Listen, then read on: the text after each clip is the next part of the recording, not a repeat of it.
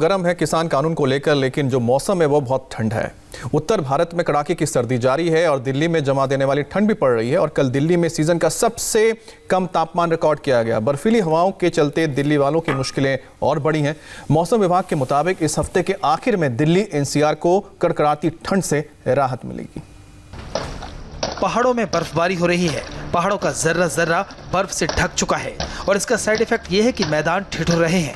हालात ये हैं कि राजधानी दिल्ली में शीतलहर चल रही है और तापमान पाताल में पहुंच चुका है। दिल्ली के लोग प्रचंड ठंड की चपेट में हैं। पिछले 6 दिनों से न्यूनतम तापमान लगातार नीचे जा रहा है।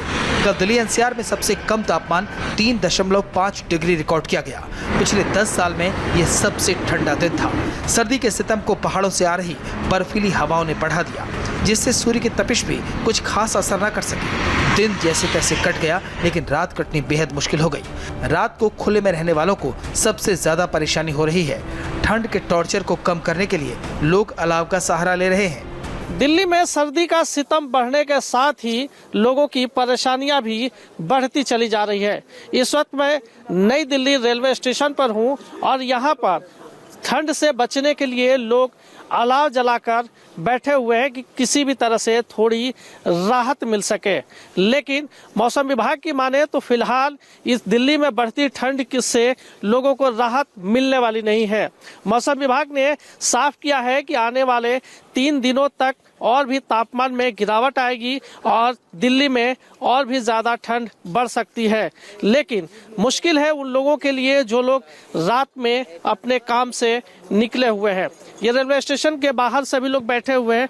आप यहाँ ठंड ज़्यादा बढ़ रही है, ये लकड़ी वकड़ी क्या सरकार की तरफ से कुछ मिली है? नहीं साहब, हाँ, ये तो हम अपना चुन बीज के लिए आए हैं, वही फूके हैं।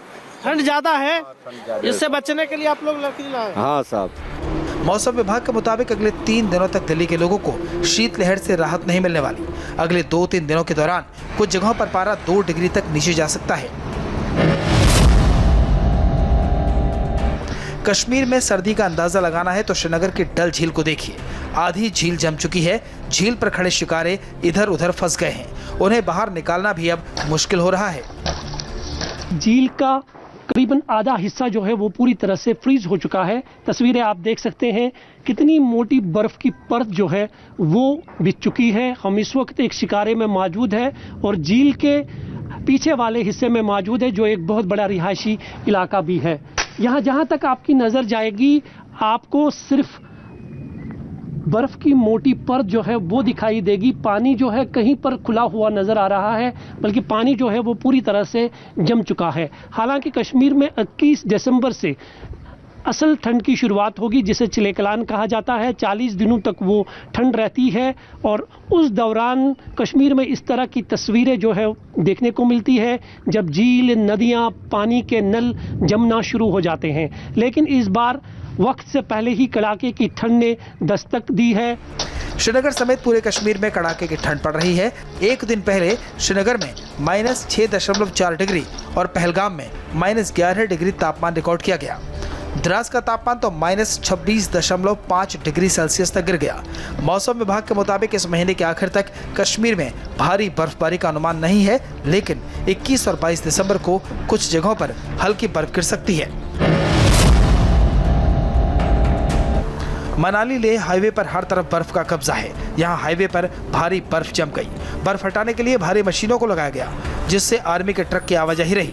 हिमाचल के लाहौल स्पीति में तापमान -8, जबकि काल्पा में -4.5 डिग्री तक रिकॉर्ड किया गया। और अब देखिए आज सुबह की हेडलाइंस।